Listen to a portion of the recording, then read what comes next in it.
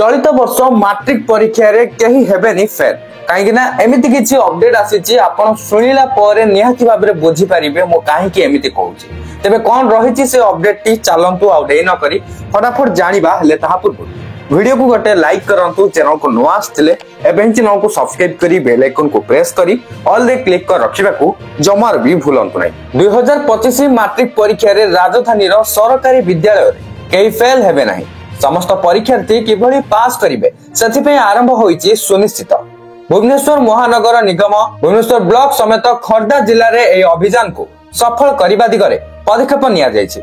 Matric परीक्षा को आउ मात्र 40 दिन बाकी थिबारु शहर रे फेल संख्या रे पूर्णछेद पकेइबाकू अंटा भिड़िचंती भुवनेश्वर ब्लॉक शिक्षा अधिकारी विद्यालय समस्त पिला पास करिवे एवं 5% परीक्षार्थी जेपरि A1 ग्रेड रे उत्तीर्ण हेबे ताहाकू प्राथमिकता दिया जायछि।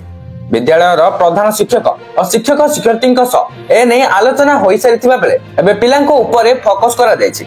बीएमसी और भुवनेश्वर ब्लॉक अंचल रे थिबा 80 हाईस्कूल मध्यरु गत षाण्मासिक परीक्षा रे भल मार्क रखिथिबा 2 जण लेखाएं छात्र छात्री को चयन करा जाय तालीम दिया जायछि। विद्यालय रे 5% पिला A1 ग्रेड रखिबाकू टार्गेट दिया जायतिले मध्य शहरर 80 हाईस्कूल रो 160 पिलांको चिन्हट करा जायछि। सेमाने बोर्ड परीक्षा रे जेपरि भल लेखिबे एवं भल मार्क रखिबे से नै बुझा जायछि।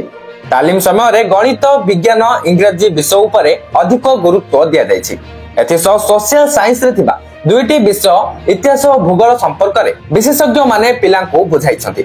रिसर्च पर्सन माने प्रथम लैंग्वेज ओडिया और तृतीय लैंग्वेज हिंदी संस्कृत धनात्मक शिक्षा विषय रे परीक्षार्थी को 30 मिनिट लेखाएं तालीम देथिले। बाकी 4टी विषय पई 1 घंटा लेखाएं तालीम दिया जायतिला। पिला माने को टेस्ट निया जायतिला।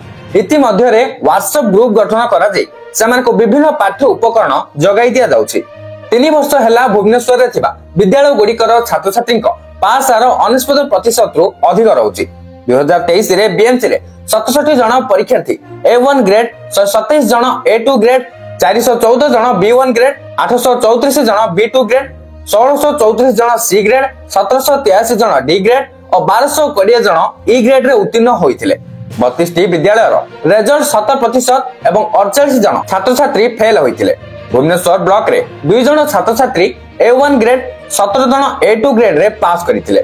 15टी विद्यालय पास हार 70% होइथिला। 2023 रे बीएमसी अंचल रे पास हार 99.26% रहिथिला।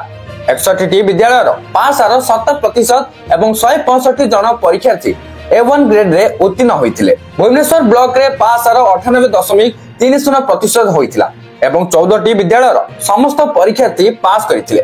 कोरोना जगो 2022 रे परीक्षा होई नथिबा 380 रु अधिक छात्र छात्री A1 ग्रेड एवं 900 रु अधिक A2 ग्रेड रे उत्तीर्ण होइथिले। ब्लॉक शिक्षा अधिकारी प्रज्ञा पारमिता जेना को कहिबा अनुसार 2023 तुलना रे 2024 रे A1 ग्रेड हासिल करुवा छात्र छात्री संख्या कमी जाइथिला। मात्र 168 जण A2 ग्रेड पाइथिले।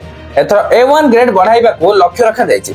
5% टार्गेट रहिथिले मध्य प्रति विद्यालय रु अति कम रे 5 जण लेखाएं जेपरि 90% रु अधिक नंबर रखिबे ता उपरे गुरुत्व दिया जाउछि। तो एबे आपण बुझी पारुतबे मु काहे की कहउतली 2025 मैट्रिक परीक्षा रे केही फेल हेबे नै काहे कि सेमिति गुरुत्व दिया जाउछि तेणु करी फेल हेबार चांस कमी जाउछि। तो एई भली गुरुत्व जति ओडिसा प्रति जिल्ला रे थिबा प्रतिटी विद्यालय पई गुरुत्व दिया जाई थाता ताले भी आउरी भलो होंता। जहाँ भी किसी अपडेट आस्तिला राजधानी सरकारी विद्यालय को लेके आस्तिला तो से ने जहाँ भी किसी अपडेट थिला एबे आपण जानि सलेनी वीडियो को शेयर कर दियंतु जहाँ द्वारा समस्त पाखरे अपडेट टी पहुंची परिबो। एई भली गुरुत्व जदि सब अंचल रे भी हेई थांता ताले भी बेटर ही पारथांता। तो आपण को मतामत कोन रहउची निहाते भाबरे कमेंट करके जणे देबे।